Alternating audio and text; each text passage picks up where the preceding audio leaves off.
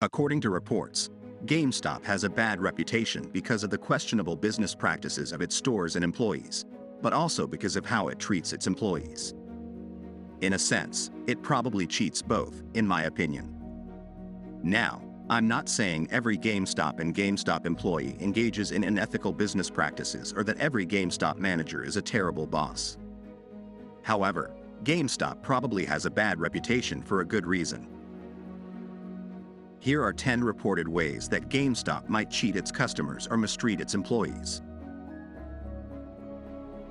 I'm not a lawyer, but I do think some of these practices might be illegal if done on a systematic basis. A few years ago, one of the recent Doom games was on sale, and on the GameStop website it said the game was in stock at my local store. When I went to the store, the employee said it was out of stock and tried to sell me a used version of the game. As you probably know, a new game on sale may have very low profit margins, or even negative margins, whereas a used game can have high profit margins. In this case, the price of the sale item and used game were similar. I'd be very surprised if this apparent bait-and-switch sales tactic were not illegal if done on a systematic basis. This Reddit poster says that a GameStop employee tried to pass a used game off as new despite clearly being used. I'd be very surprised if this tactic were not illegal if done on a systematic basis. Video games are often played by teenagers who are typically unbanked or underbanked, meaning they don't have easy access to financial services like credit cards or checking accounts. As a result, it's not as easy for them to sell or buy used items over the internet like on eBay. Enter GameStop. The prices that GameStop offers for these used games may not be very good, but these unbanked people don't have as many choices. In partial justification, I do think GameStop makes it easier to buy and sell used games, and this adds some value. In this example, GameStop is willing to buy Call of Duty for a cash price of up to $24. Owners of used games might not be able to get the full $24 since the offer has the words "up to" before the $24. On eBay, the buy it now price was in the high 40s and auction prices were in the mid 40s. So, even after factoring in seller fees, used game sellers are better off on eBay than at GameStop in this case. Interestingly, GameStop sells its used Call of Duty games at only a $5 discount to the new price. Assuming it bought the game at $24 or less and sold it at $65, that could represent a profit of $41 or more. So, relative to eBay, GameStop buys used games from you at a lower price and then tries to sell it at nearly the new equivalent price to its customers. That's a bad deal for both the used game buyers and sellers. Does this surprise you? According to this New York Post article from June 2022, 4 employees, including the store manager, of a GameStop in Nebraska quit because they were pressured to achieve high sales goals despite lack of training and only recently being hired in some cases. They also cite a lack of respect by the district manager. According to the news article, there have been employee walkouts at other stores under the same district manager. According to this post in The Consumerist, which references news articles, GameStop employees are highly pressured to sell used games and used hardware to the point where employees might feel pressure, perhaps even some coercion, to mislead customers. So, it sounds like the corporate leaders of GameStop want their employees to sell used games because of the higher margins. They then might set high used game quotas, perhaps even hoping their employees feel pressure to engage in whatever business practices are needed to achieve the goal. However, if the corporate leaders of GameStop know their employees are engaging in illegal business practices because of the sale quotas and/or company culture, then I'd be very surprised if the corporate leaders were free from culpability.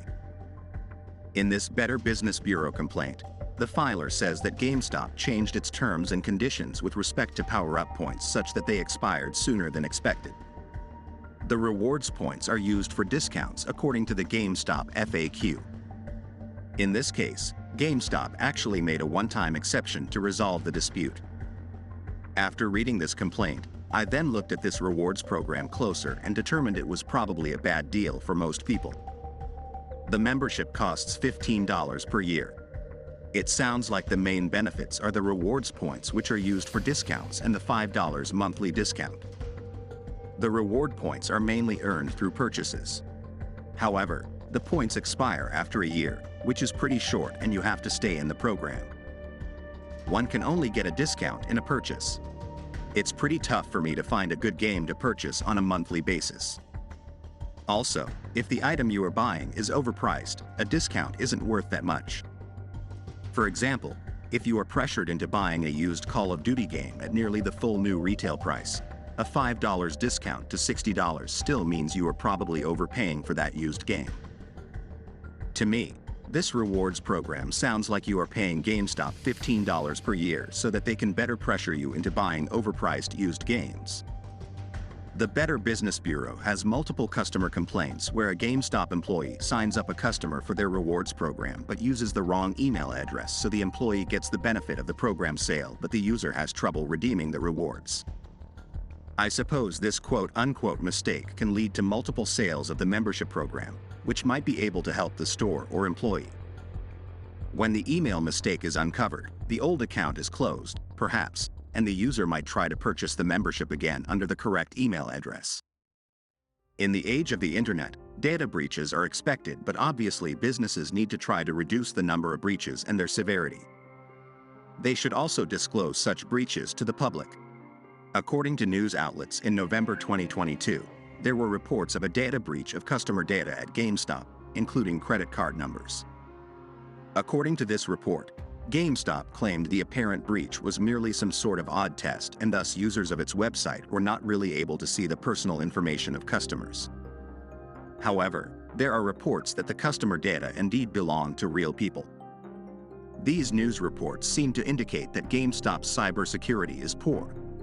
GameStop is run by clowns, in my opinion, so not reporting customer data breaches wouldn't surprise me. In some cases, not reporting data breaches is illegal, especially for a publicly traded company regulated by the SEC. Not reporting data breaches because you don't even have the cybersecurity capabilities to detect a breach could also violate multiple laws. The Better Business Bureau has numerous customer complaints for GameStop, which the public can read. For the purposes of objectivity, let's compare GameStop to Best Buy. In the US, Best Buy is over 11 times as large as GameStop but only has about 5 times as many complaints. So, GameStop has a lot more complaints than Best Buy per dollar of sales. I think the entire cryptocurrency industry should be closed down by regulators for many reasons. Cryptocurrencies derive their high value from the greater fool theory, in my opinion. Non-fungible tokens are built on similar technology and may or may not be unethical. Regardless, I think NFT technology is basically useless and should be abandoned and avoided because of the integration of cryptocurrencies. GameStop recently launched an NFT marketplace. It seems similar to other NFT marketplaces, so my conclusion is the same. It is likely bad for consumers because of fees and the integration of cryptocurrencies. In conclusion, I recommend that you avoid GameStop as both a customer and employee because it is one of the most obvious examples of a very, very poorly run company, in my opinion. I have no idea how this company still exists. Thanks for watching. If you enjoyed this video, please follow me on Twitter at QuickScopeRE.